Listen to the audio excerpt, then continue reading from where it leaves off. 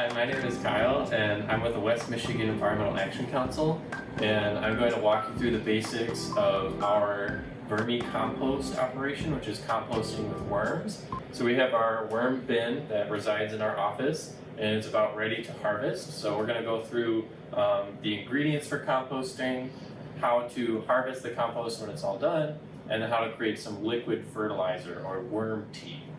So compost is the process of transforming raw organic matter like food scraps or sawdust or paper products into a nutrient-rich material called humus. That's what's in here.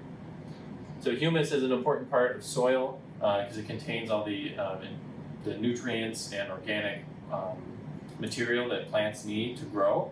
So essentially it's very, very concentrated organic fertilizer.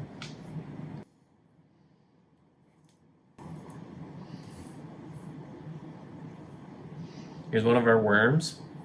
These are red wiggler worms. They're most commonly bait worms.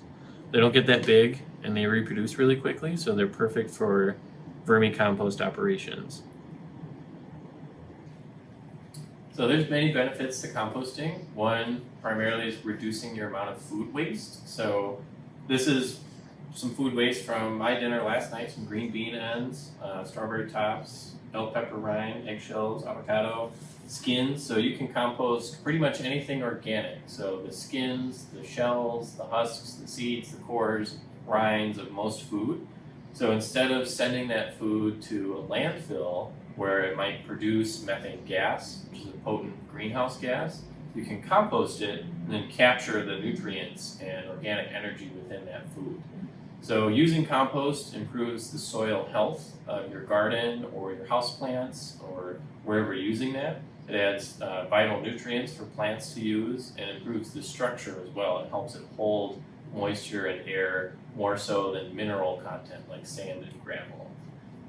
Conserves resources. So instead of buying chemical fertilizers made from petroleum, you can make your own fertilizers that we'll get to later in the video. Liquid fertilizer called worm tea. So you don't need to import synthetic material from phosphorus and nitrogen sources. And it's also very personally satisfying. It's a lot of fun seeing your food that you weren't able to eat turned into nutrient-rich compost right before your eyes. So you can compost all sorts of things, but there's some things that you can't compost. Mostly you would like to have only fresh vegetables and fruit scraps in there. So something that's unprocessed, such as the eggshells, the ends or seeds, cores, skins of fruit and vegetables. You probably don't want to compost things like bones, meat, dairy, cheese, bread. Those are really processed foods that the worms probably wouldn't be able to handle, and it might cause some unpleasant odors or attract wild animals to your compost, things like flies or raccoons, nuisance animals. You want to stick to very fresh, unprocessed things. You also want to maintain a ratio of brown and green material. Brown is dry things like paper, sawdust, nutshells, dried leaves, pine needles. Those are very carbon rich. They're pretty dry, they don't have a lot of water, so they'll add a nice structure to your compost. Green material is things like fresh fruit and vegetable scraps, things that have a lot of water in them, a lot of nitrogen. You want to have about a 3-to-1 ratio of brown to green. So majority brown, carbon-rich things to provide the structure, and then a little bit of green, nutrient-rich things that contain a lot of water. There's a lot of different kinds of ways to compost. So you can buy a prefabricated composter bin from a variety of sites that's just basically a tabletop version of what we have here. Comes with different layers that you can add your compost to, add worms if you want. Really, really nice. Some of them look very designer as well. You can buy an outdoor tumbler, which is a much bigger compost operation for a lot of food and yard waste, and usually comes with some mechanism to tumble or turn over the compost to add air and get a lot of nutrients in there. Vermicomposting is a specific kind of what we're doing with worms. It speeds up the process significantly. The worms go through and eat the food. They emit worm casts, which is the humus. Or you can do a wire bin, which is another outdoor version. Basically, it's a tube of chicken wire that you just dump a bunch of yard waste into, let that sit for a season or two, and then eventually you can harvest the the compost that it creates. You can also pay for a curbside service, so there's a variety of private composters that you can dump your compost waste to or buy compost material from. And then of course the DIY bin. So this is what we've created, 2 big Sterilite tubs with a bunch of holes drilled into. We bought some worms online and then just started the compost. So this is our final compost. Got some food chunks in it, so we're just going to add some to our colander. Break up any of the big pieces. Start sifting out that final compost. It'll fall into the bin. This is what we'll use to make our worm tea or add to our houseplants or gardens. Take the colander a little bit. All of that should sift out. Any of the thing that's not processed yet will stay in the bowl, including worms.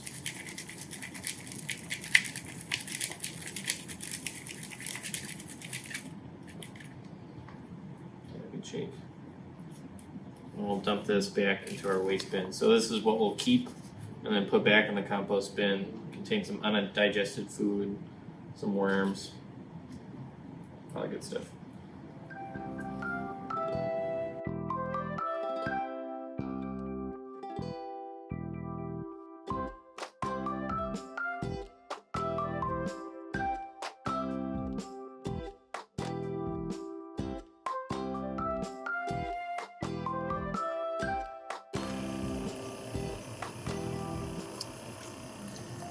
So now that we have some of our sifted compost, we're going to make some worm tea. So what we'll be using for that is final compost sifted out of worms and food scraps. Got a nylon bag that we use for produce. It's got some holes in it. Got a scoop, and then we got our 5-gallon bucket filled up with some water and an aquarium bubbler to help aerate and leach out the nutrients from the compost. About 3 cups. Like a poundish. I'll cinch that up. Let's soak up some water.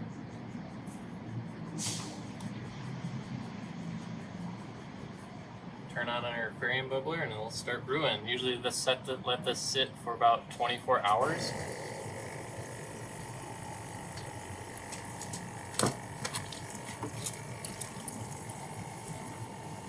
Beautiful. And then once you got your final product, you can dilute it again with an additional 5 gallons. This is kind of what it'll look like at the very end. Beautiful, nice brown color. Got some of the compost floating around in there. Very, very potent. Great for gardens and houseplants.